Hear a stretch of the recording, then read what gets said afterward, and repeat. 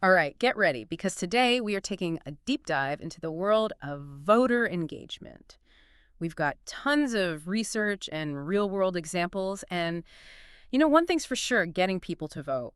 It's not just about speeches and slogans. It's definitely not that simple. It's about strategy, it's about policy changes, and even some pretty clever uses of technology. Yeah, and what I find so interesting is that there's no one magic solution. It's about understanding why people don't vote. What are the barriers that they face? And then from there, how can we create a system that's both accessible but also like engaging?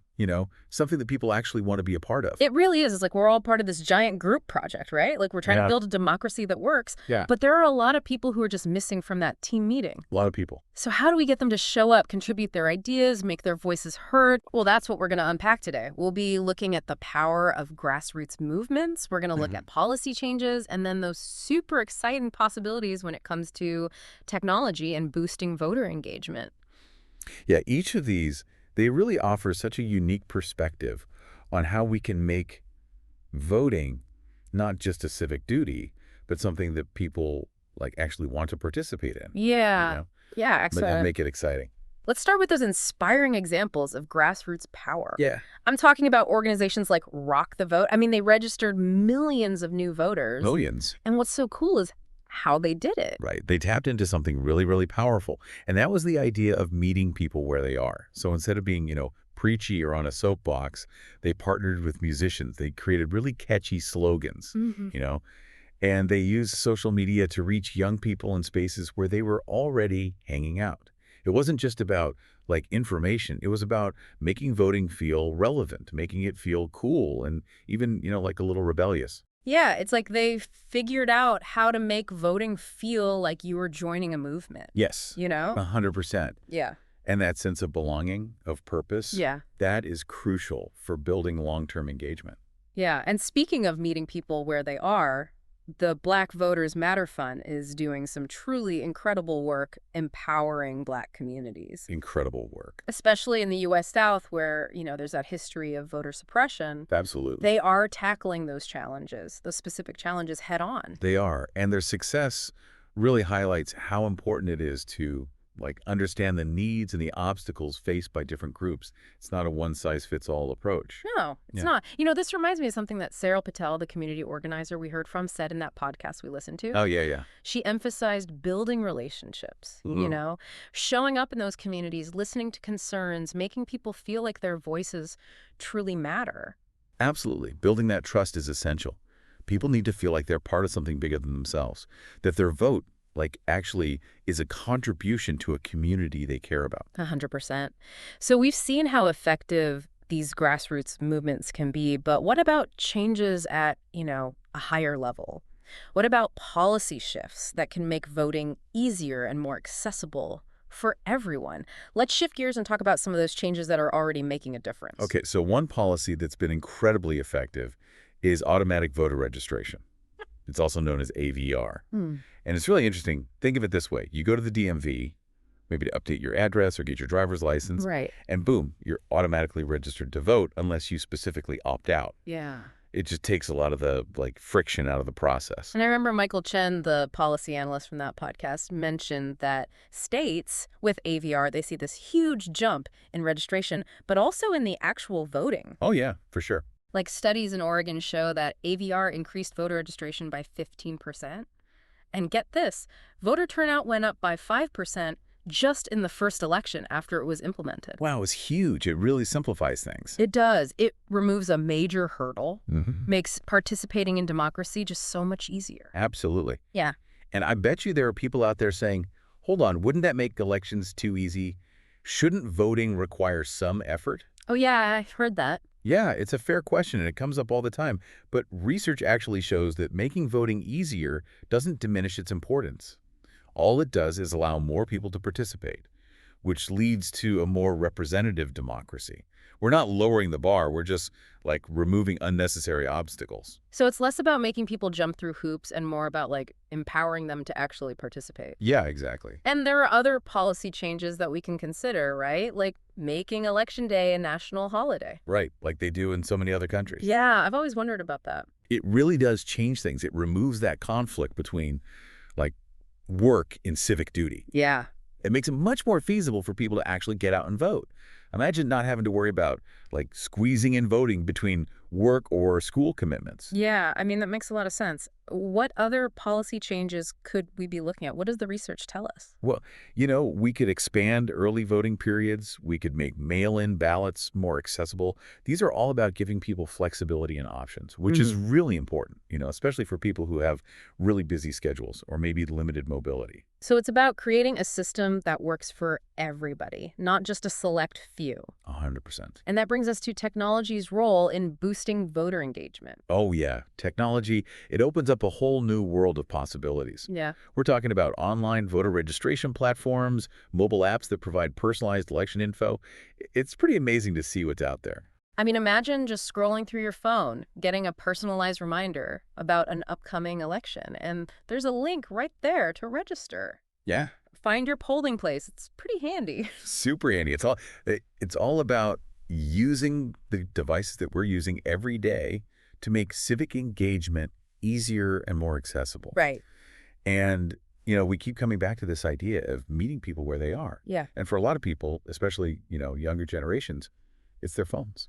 It is. And it's not just this futuristic idea. It's already happening. We learned about VoteTech, a company that's creating apps that make it like super easy to register to vote, request absentee ballots, stay informed, all from your phone. All from your phone, and it's amazing.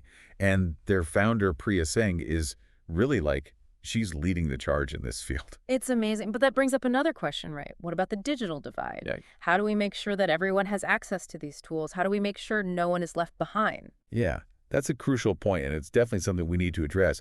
While these apps and platforms are fantastic for people who have access to them, we can't forget about those who don't have smartphones or reliable internet access. Right. We need to bridge that gap. Yeah. And that's going to require investment in digital literacy programs, ensuring everyone has affordable internet options. Yeah. It's like we're building this amazing high-tech system for voter engagement, but we need to make sure everybody can get on board. Exactly. We can't leave anyone at the station. We can't. We can't. This has been a fascinating conversation so far. We've covered so much ground, like from the energy of those grassroots movements to the impact of those policy changes, and now that exciting potential of technology. And it's clear that like boosting voter engagement, it requires this multifaceted approach. But before we dive even deeper, we're going to take a quick break. Stick around. We'll be right back to continue our deep dive into the world of voter engagement. All right, we're back and ready to keep going with our deep dive into voter engagement. We've talked about grassroots movements, policy changes, the role of technology. Right. But now I want to talk about something that feels a little trickier. Okay. Voter apathy. Yeah. So we can make voting easier, we can make it more accessible. Right. But what about the people who, I don't know, they just don't seem to care? Yeah.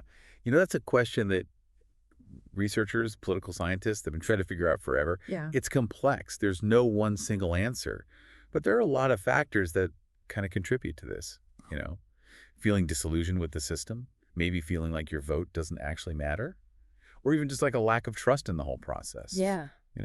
It's easy to see how somebody could feel that way, especially if they've, seen promises broken or they feel like their concerns aren't being addressed. Exactly. And in those cases, just making voting easier might not be enough. Right. We need to go deeper. Yeah. We need to address the root causes of that apathy. Right. We need to find ways to restore people's faith in democracy itself. So it's more than just the mechanics of voting. It's way more than that. It's about rebuilding that sense of trust, that shared purpose. Absolutely. It's about creating an environment, a political environment, where people actually feel like their voices are being heard, like their concerns are taken seriously, and that participating can actually make a difference. Mm-hmm. That makes a lot of sense, but how do we do that? It feels like such a big, undertaking. It is a challenge, but it's not impossible. It requires, kind of a multi-pronged approach. Yeah. So we need to see more transparency in government, more accountability. Okay. We need to really prioritize civic education. That starts young, Yeah. from a really young age. And I think most importantly, we need to create more opportunities for people to talk, to have these meaningful dialogues, deliberations, even across political divides. So it's about, like, building a more responsive democracy, a more inclusive democracy, Yeah. one where people feel like they have a real stake in the outcome. Exactly. And it's about changing, like Yeah. shifting the way we view politics. Mm. Instead of seeing voting as this like one-time transaction, we need to start thinking about it as an ongoing process. Yeah. You know, it's about dialogue, participation, and taking action together collectively. I love that shift in perspective. It makes voting feel less like a chore, like an obligation, and more like, I don't know, like a privilege. Right. Like a chance to actually shape the future. 100%. When people feel like they're a part of something bigger, when they actually believe that their voices can make a difference, that's when that apathy starts to disappear. And engagement takes root. Exactly. That's so inspiring. It makes me think about like all those creative ways that we can tap into that sense of, purpose and encourage people to actually get involved. So what are some like concrete steps that we can take to combat this apathy? How do we build a more engaged citizenry? Well, one crucial step is really promoting civic education and media literacy. We have to give people the tools to think critically. You know what I mean? Like to navigate this world of information, misinformation Yeah. that's out there. They need to be able to like evaluate different sources, make informed decisions. So it's about empowering people to be savvy consumers of information Yes. and active participants in democracy. Absolutely. And this education, it has to start early, in schools, at home. We need to instill this sense of civic duty in young people, a belief in the power of their own voices, and that commitment to actually shaping the world around them. It's about creating the next generation of active, engaged citizens. Exactly. But what about those of us who are past our school days? Oh, it's never too late. Yeah. Never too late to learn and engage. We need to create those opportunities for lifelong civic learning. Think community programs, public forums, online resources. It's about fostering that culture where people feel empowered to learn, to question, and to contribute throughout their lives. And it has to be accessible. Yes, It has to be relevant. 100%. Even to people from, all walks of life, all ages, backgrounds. All backgrounds. We need to move past these partisan divides, create those spaces for dialogue, for deliberation, where people can come together to talk about the things that matter to them, share their perspectives, and maybe even find some common ground. So it's about building bridges, building that sense of shared purpose, even when we disagree. Even when we disagree, and I know it sounds like a lot, but I think it's possible. I think so, too. It is a challenge, but it's a worthy one. And when we can create that culture of respect, of dialogue, of collaborative problem solving, that's when we see real change happening. This has been such an eye-opening conversation. We've explored all these different angles of this, very complex issue. But there's one last piece of the puzzle that I want to talk about. How can we as individuals, how can we contribute to this? How can we help boost voter engagement? So we've covered a lot in this deep dive. We've talked about those grassroots movements, the impact of policy, changes how technology plays a role, and even tackling that voter apathy. But now I want to bring it back to us. What can we as individuals do to make a difference in all of this? Sometimes these issues feel so big. Yeah. It's hard to even know where to start. That's a really good question. And you're right, it can feel overwhelming. When you think about the scale of it all.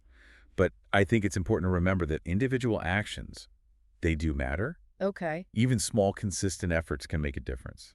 They can create this ripple effect. So we shouldn't just wait around for the politicians or organizations to fix everything. Right. We can take ownership. We can make a difference ourselves. Yes, exactly.